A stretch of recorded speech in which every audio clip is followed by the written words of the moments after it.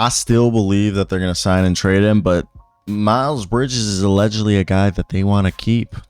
The Hornets, according to Jake Fisher, the Hornets intend to resign Miles Bridges. Detroit will have the most cap space come June 30th. So perhaps, Tobias Harris or Miles Bridges is a guy, but Charlotte's opted to keep Bridges past the deadline and are expected to re-sign him, even though, he has that pending legal case.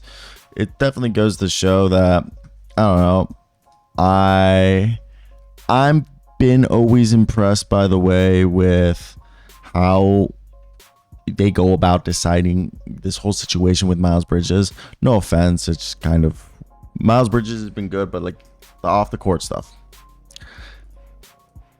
How much more or how much longer his pending case? Like that's here nor there. But he's having 22 points a night, shooting 37% from three, 46% from the field, arguably having just as good of a year that he had, if not better. Year 7.5 rebounds, 3.5 assists, a steal a night, just under a block a game. And I've thought about this. I thought for me that it was a good thing for them to keep him. But for me, I understand that they're over here looking at how the scope of the NBA is. I would sign and trade him. He's not part of the future, and clearly you needed a personnel change here. So that's just my 2 cents. I would do something. I don't know.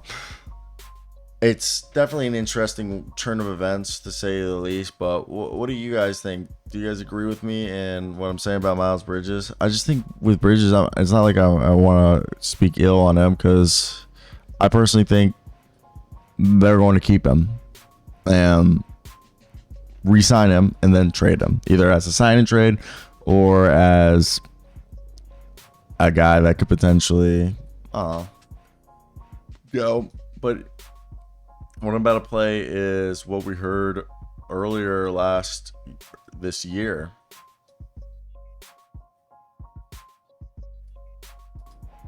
Mr. Jake Fisher. Miles Bridges leaving Charlotte next year. Jake Fisher on Miles Bridges. There's not a lot of confidence or expectation around the league that he's going to be back in Charlotte next year, which is interesting in its own right, because Miles Bridges so far this season is a guy that I'd say the least, since coming back from a full year suspension, he's been averaging 20 points a night at 51% from the field, 45% from three, 7.6 rebounds, 2.6 assists, 1.5 steals. He's playing good. And that's where the idea, like the Charlotte Hornets season's kind of falling apart very quick, and a season where the front office and coaching staff are trying to prove themselves to a new ownership.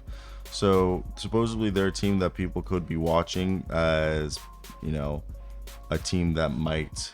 So that's what, I don't know where I cut that off, but peace.